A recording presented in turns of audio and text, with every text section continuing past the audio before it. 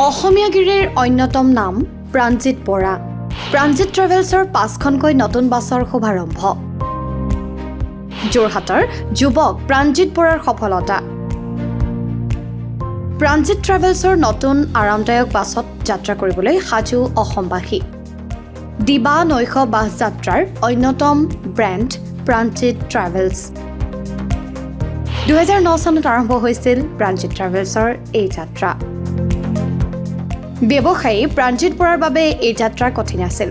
অসম ৰাজ্যিক পৰিবহণ নিগমে সহায় কৰিছিল প্ৰাণজিৎ বৰাক।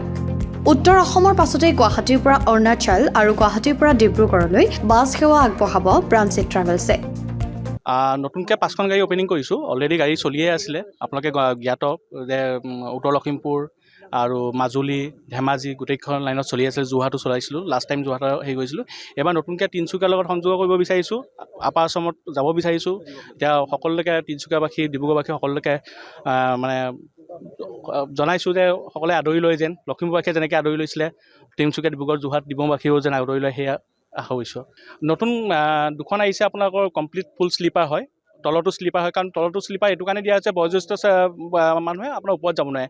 কোনোবা এজন পেচেণ্টে যদি ট্ৰেইনত আহিবলৈ ৱেইটিং লিষ্ট থাকে, ইমাৰ্জেঞ্চি আহিব নোৱাৰে, তেওঁলোকে বাছৰ কাৰণে প্ৰিফাৰ কৰিব পাৰে তলত আহিবৰ কাৰণে।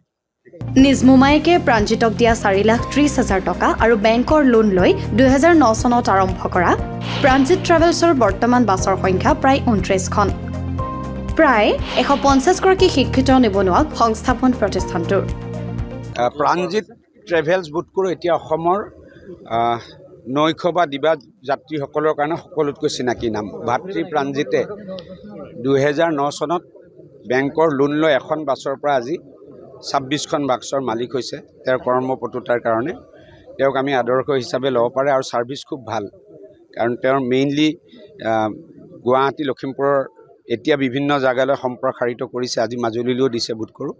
গতিকে এনেকুৱা আদৰ্শ আমাৰ প্ৰত্যেকজন অসমৰ যুৱক যুৱতীয়ে ল'ব লাগে, আৰু মই তেখেতৰ এই ব্যৱসায় যাতে আৰু উন্নত হয়, ভৱিষ্যত জীৱনত যাতে আৰু আগবাঢ়ি যাব পাৰে, অসমৰ ভিতৰত সকলোতকৈ ডাঙৰ ট্ৰেভেল এজেঞ্চিৰ মালিক হ'ব পাৰে, তাৰে কামনা কৰিলোঁ। MMD focus update Guwahati.